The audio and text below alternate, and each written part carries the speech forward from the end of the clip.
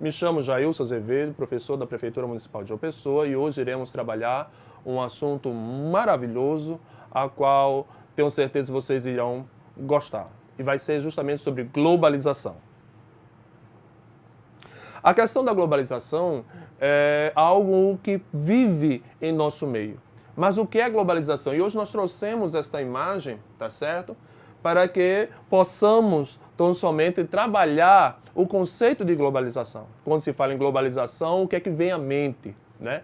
Vem à mente justamente a rede mundial de computadores, a internet, vem as redes sociais e logo isso tem afetado as nossas vidas, né? O nosso cotidiano. Então, para você, amado aluno, o que é a globalização? Para entender a globalização, faz-se necessário sabermos como ela surgiu, a sua origem. E ela não é um movimento novo. A globalização ela surge com as expansões marítimas comerciais no início do século XV, tá? Justamente no período que nós conhecemos como mercantilismo, tá certo? E a origem justamente desse fenômeno acontece num ponto em que a Europa buscava novos mercados consumidores e matéria-prima para fomentar o seu comércio. As nações europeias passavam justamente a realizar longas viagens, que inclusive culminou com o colonialismo, que é o descobrimento da América. E aqui nós vemos algumas embarcações, tá certo? Como no caso as caravelas portuguesas e as rotas marítimas, tanto, né, a rota portuguesa quanto espanhola. Com o surgimento das colônias, tá certo? De exploração da África, ou seja, isso já denota o período que nós conhecemos como imperialismo ou neocolonialismo, né? As rotas comerciais, os fluxos das forças de trabalho e mercadorias se acentuaram de uma forma muito grande entre os países e as colônias. E aqui nós vemos uma relação chamada DIT, Divisão Internacional do Trabalho, alicerçada na questão do pacto colonial, tá certo? Temos também, depois disso, deste movimento chamado o movimento mercantilista, nós tivemos uma acumulação primitiva de capital que ocasionou justamente a chamada Revolução Industrial. E o que foi essa Revolução Industrial? A Revolução Industrial foi uma revolução dos meios de produção, onde anteriormente existia o artesão, né, o profissional que tinha as habilidades, tá, e o qual tinha tanto a técnica quanto as ferramentas de trabalho, e que nesse momento ele vai perder os meios de produção e vender tão somente a sua força de trabalho. Isso dá-se o nome de precarização do trabalho, tá certo? Já no final do século XX, após a Segunda Grande Guerra Mundial, que ocorreu de 1939 a 1945, nós vamos ver, né, que foi justamente nesse período que o neocolonialismo ganhou força e acelerou o processo de globalização. Surge aqui justamente novas pontes entre os negócios e investimentos, justamente por meio do avanço da tecnologia, principalmente dos sistemas de comunicação, né, como a questão da internet, da informática e também da revolução dos meios de transporte, né, como é o caso hoje, nós temos aviões, nós temos jatos, helicópteros, né, temos os trens-balas, entre outros elementos ou ferramentas de transporte, tá certo? Coisa que outrora não ocorria, tá certo? Vejamos no século XV, o principal meio de transporte, geralmente, eram justamente as carroças ou charretes, e de forma marítima, né, por meio do mar, tínhamos as caravelas. Hoje, nós temos carros que chegam em questões de segundos a 250 km, que é o caso da Ferrari. Coisa que no século XV e XVI nós não tínhamos nenhuma concepção, nenhum entendimento de que poderíamos chegar a tal avanço tecnológico. E essa globalização, ela promove também uma maior integração da cultura, integração econômica e muitas vezes a perda de sua identidade enquanto um ser social e de uma pessoa que tem uma nacionalidade. Nós podemos ver no dia de hoje que hoje não existe mais um cidadão alemão, um cidadão francês ou italiano. Existe o chamado cidadão europeu. Aí vem a questão dos blocos econômicos. Logo, a globalização corresponde à tendência, tá? A tendência de os países formarem blocos econômicos, né? Para que eles formam blocos econômicos? Primeiro, para garantir as suas áreas de influência, os seus mercados consumidores, tá? Como também para expandir seus mercados consumidores, por meio de relações bilaterais, multilaterais, inclusive por meio de organismos internacionais, como a OMC, que é a Organização Mundial do Comércio, e os blocos econômicos como a União Europeia, o NAFTA e o Mercosul, tá certo? E também, né, decorrente tanto da revolução tecnológica, da revolução dos meios de comunicação, como dos meios de transporte. E isso nos traz justamente a questão da relação espaço-tempo.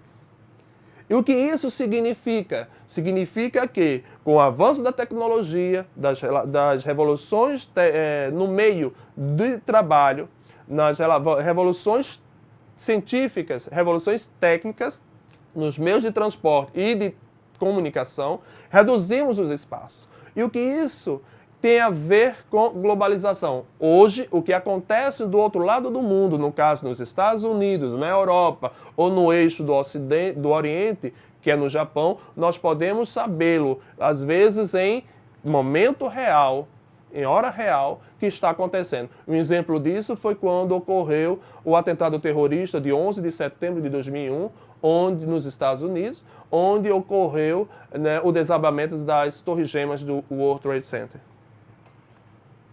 E aqui eu quero fazer menção à questão das fases da globalização. A primeira fase ela ocorre entre o século XV e o século XVIII, com as grandes navegações, as descobertas marítimas, né, que provocou a acumulação primitiva de capital que financiou a Revolução Industrial. Já a segunda fase ela acontece de meados do século XVIII até o século XX, com a Revolução Industrial e com a Segunda Guerra Mundial e a expansão do capitalismo. Já a terceira fase, ela vai desde a Segunda Guerra Mundial, que vai até passando pelo a queda do Muro de Berlim, que é o Muro da Vergonha, que separou o mundo, né, durante a Guerra Fria, que foi uma guerra ideológica entre Estados Unidos e União Soviética, tá certo? Que culminou, né, que terminou, né, com o fim da União Soviética em 1991, tá certo? E deu por fim a Guerra Fria. Claro que alguns historiadores não creem nessa perspectiva. Por exemplo, Éric Hobsbawm, e na atual conjectura política internacional, nós vemos uma certa Guerra Fria, não mais entre Estados Unidos e União Soviética, porque até então a União Soviética não existe desde 91, mas entre os Estados Unidos e a China, dentro da lógica do sistema capitalista global, tá? E a quarta fase, ela vai justamente do século XXI, onde nós conhecemos ela por o seguinte nome: Nova Ordem Mundial, que corresponde justamente ao total domínio do capitalismo no mundo. Aí você pode até se perguntar, então eu posso afirmar que o capitalismo venceu o socialismo? Talvez sim, e outros não. É claro que é necessário, que vai depender da perspectiva e dos teóricos que você vai fundamentar essa sua resposta. Tá certo? E aqui temos algumas características, por meio de imagens, da globalização. Nós vemos o planisfério, tá certo? Onde tem várias marcas que dá-se o nome de internacionais. Por quê? Porque elas são comercializadas em todas as partes do mundo, ou em quase todas as partes do mundo. Por exemplo, a Coca-Cola, a Citibank, que é uma marca de um banco internacional, Samsung, né? Várias outras, a Heineken, a Marlboro, que é de uma empresa multinacional no ramo do automobilismo e também do cigarro, entre outras marcas. E aqui temos as principais, né, marcas e que elas estão no nosso cotidiano. Você pode até dizer, eu não sei o que é globalização, mas a globalização, ela está em nosso meio, tá certo? Nós vivemos num mundo globalizado. E as características da globalização, olha só. Primeiro, o aumento das relações econômicas entre os países. Hoje, não existe um país que ele consiga sobreviver sozinho. A China, por exemplo, tem 1,4 bilhões de habitantes. E o que isso significa? A cada 10 habitantes do planeta Terra, 8 são chineses. E eles precisam de ter relações multilaterais e bilaterais, tanto na Ásia quanto no resto do mundo. Por quê? Porque são relações comerciais. Ele tem uma quantidade muito grande de mão de obra, tem um território que é o terceiro maior país do mundo em extensão territorial, mas também ele precisa de vender os seus produtos para outros mercados, já que o seu não absorve por completo. Então, não existe hoje país independente, entre aspas, comercialmente. Tá certo? E isso está altamente materializado justamente nos blocos econômicos, como é o caso da União Europeia, o NAFTA, o Mercosul, né, a ALAD, entre outros. Maior produção e consumo de bens e serviços globais. Vivemos numa sociedade de consumo. Vivemos numa sociedade consumista. Existe um padrão de beleza.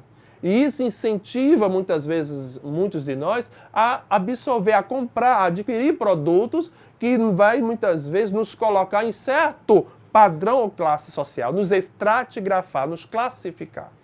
Certa vez aconteceu comigo de eu ser barrado a entrar numa loja porque eu não estava segundo o padrão de beleza, né, imposto pela sociedade, com uma veste adequada para adentrar naquele ambiente.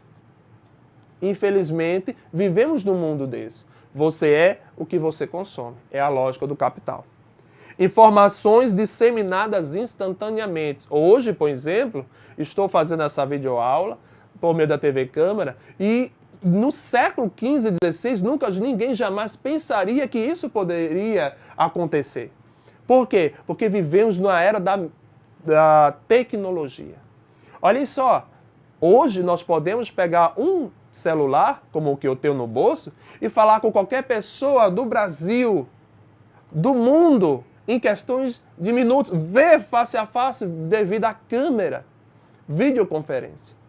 Então, por isso que eu digo que a relação espaço-tempo diminuiu. Parece que o mundo diminuiu.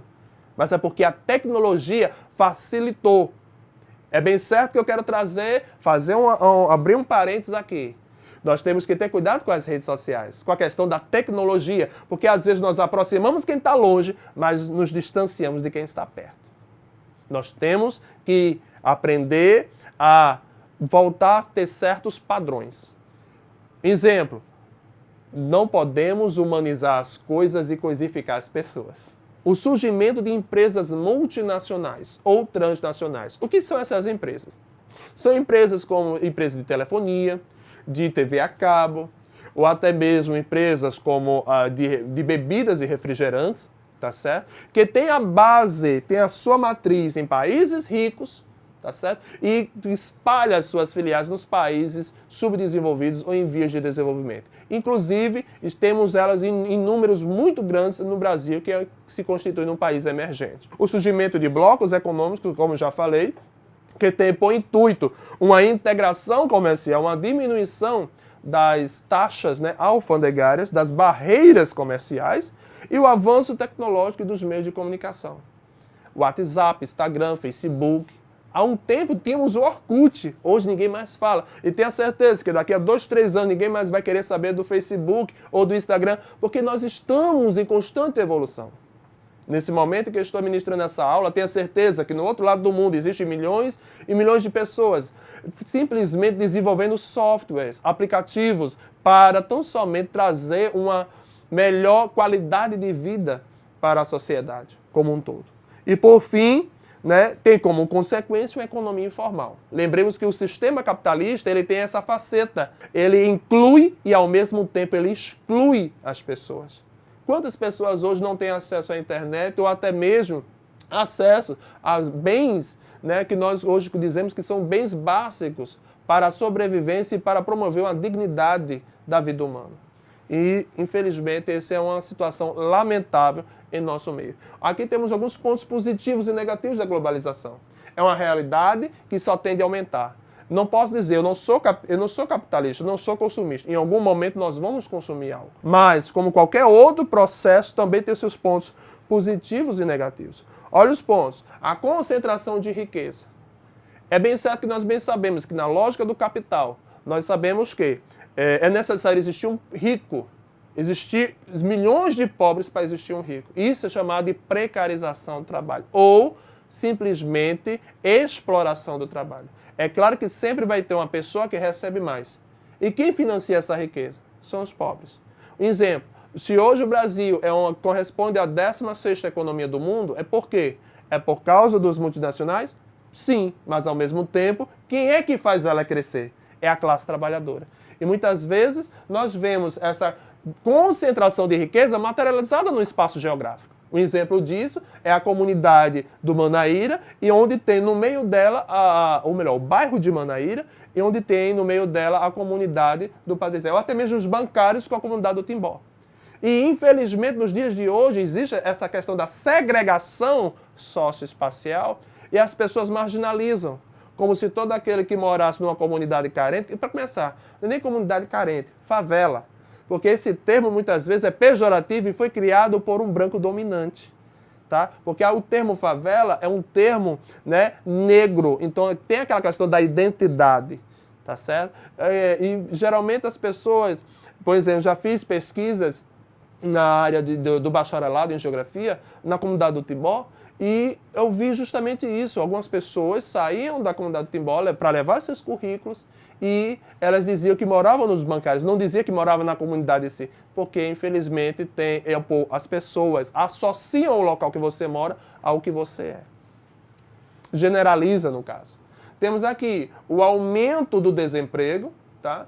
E, infelizmente, é isso que a globalização faz. Se você não promover uma certa especialização, uma certa atualização dos seus conceitos, da sua profissão, não gosto da palavra reciclagem, é aperfeiçoamento, né? Você acaba fora desse mercado de trabalho.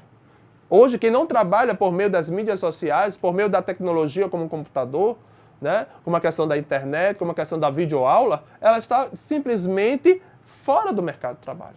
Tá certo? Temos aqui a questão, né, da descaracterização de costumes culturais. Se eu hoje quiser comer uma comida indiana, tem aqui um restaurante.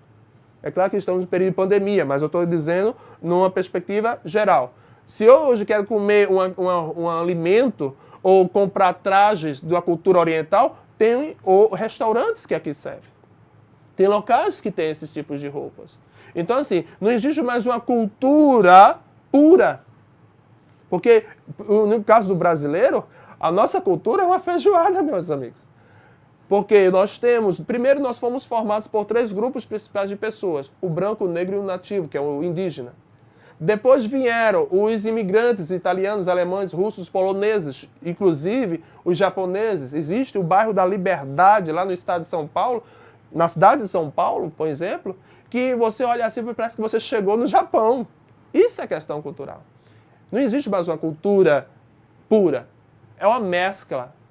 E o que eu quero aqui, eu não estou fazendo apologia a você simplesmente negar a cultura do outro. Temos que respeitar. Mas você tem que ter a sua identidade enquanto pessoa, enquanto ser humano. Enquanto ser construído ideologicamente e sociologicamente. Tá?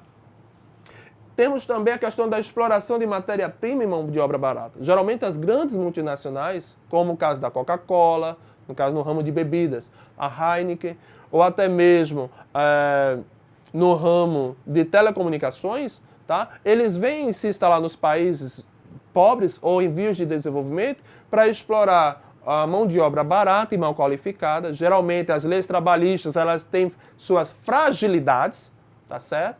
E os salários são menores que nos países ricos. É bem certo que, por exemplo, na Alemanha, um alemão em si, ele não desempenha certos trabalhos. Um gari, por exemplo, aqui na Alemanha, um alemão jamais trabalharia como gari. E quem faz esse trabalho? São geralmente ou as pessoas que vêm do sul da Europa ou simplesmente das colônias que pertenciam à Alemanha, na África. Tá certo? Benefícios da globalização. Temos o livre comércio. Hoje nós podemos comercializar com qualquer país. Tá certo?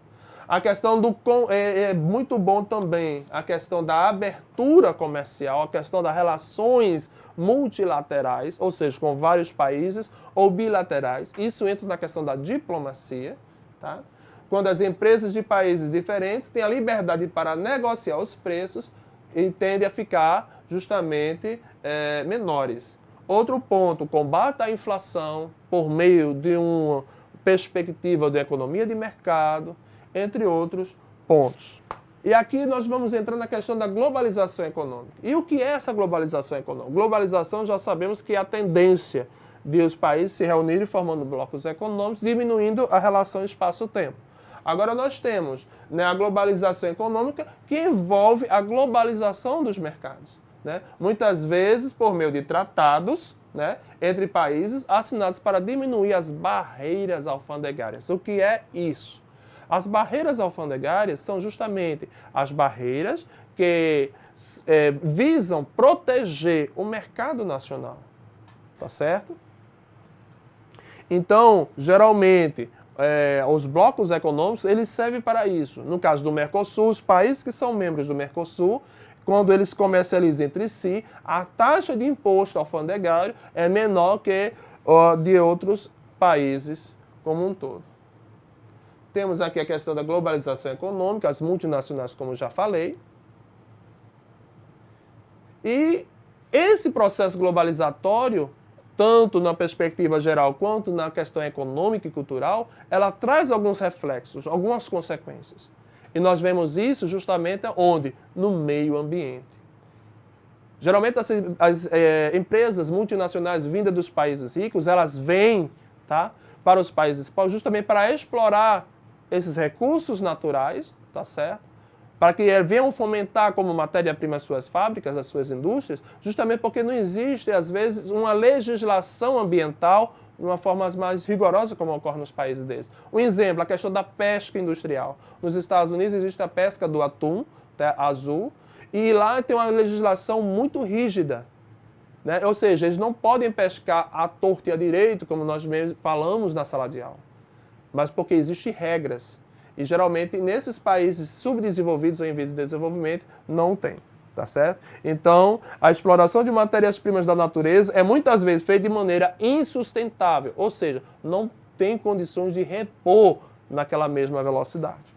Por isso, outra característica da globalização são as alterações climáticas. Aí vem a questão ambiental, efeito estufa, ilhas de calor, inversão térmica, entre outros conteúdos, entre outros problemas, como a poluição dos rios, dos mares, principalmente no que diz respeito aos mares, na extração do petróleo nas regiões mais profundas do solo oceânico, tá certo? E a nossa aula fica por aqui. Que Deus vos abençoe e espero que vocês tenham gostado. Um abraço.